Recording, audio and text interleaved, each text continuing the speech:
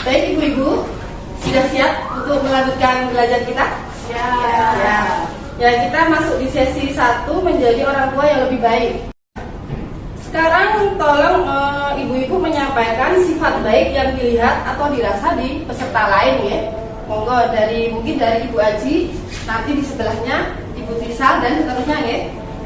Sudah jelas? Monggo. Sekarang dari Ibu Aji. Sifat baik dari Ibu Tisal. Bu Tisal itu orangnya suka menolong Bu. Terus Sabar Bu. sabar. Baik sekali ya. Terus Ya, kalau ibu dia ini baik hati. Dia suka ngasih makan kucing di jalanan gitu, jadi baik sekali. kita sudah mendengarkan hal-hal baik tadi ya. Kira-kira bagaimana perasaannya? Istilahnya apa namanya? Perasaan ketika mendengarkan hal baik dari orang untuk kita gitu. Gimana perasaannya? Semangat.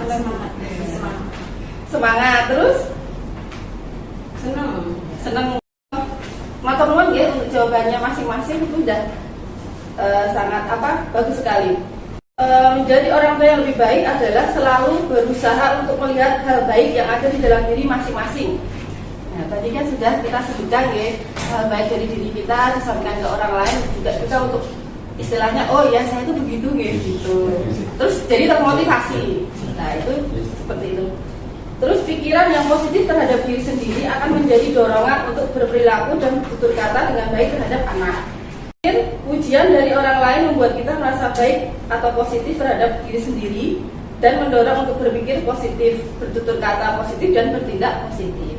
Jadi sangat baik ya tadi istilahnya pujian itu sebenarnya baik gitu ya untuk terutama untuk anak-anak kita gitu ya biar juga punya pikiran yang positif juga dan istilahnya anak itu juga senang, gembira gitu ya. Terus monggo sekarang untuk membuka buku pintarnya masing-masing ya. Dibuka halaman 15-16. Monggo Ibu Aji untuk membacakan. Apa aja? Tips menghilangkan pikiran negatif. Ya, monggo. Jadi mengenai cara untuk mengubah berpikir negatif menjadi berpikir positif seperti tadi yang Ibu Aji sampaikan ya. Monggo nanti ibu-ibu untuk mempraktekkan di rumah ya. Untuk selalu berpikir positif. Contohnya sudah dibacakan tadi sama Ibu Aji. Ya kita lanjutkan lagi. Orang tua yang baik penuh kasih sayang dan tidak melakukan kekerasan. Sudah dibuka ya untuk buku pintarnya. Monggo untuk dibacakan buku pintar halaman 28 sampai 29 Ibu Tisal monggo. Cerita 1A ibu diri yang sadar. Bagaimana perasaan Agus?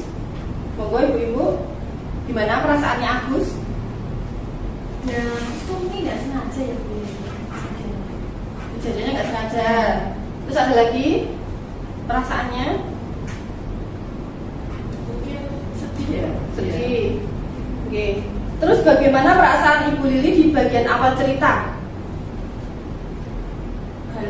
Galau, oke? Bingung ya, karena masalah keuangan. Bagaimana dengan hubungan antara Ibu Lili dan Agus? Hubungannya gimana? Saat mereka istilahnya diam-diaman ya? Oke. Saling punya pikirannya masing-masing. Oh iya. Berprasangka, betul. Mengapa bisa terjadi demikian?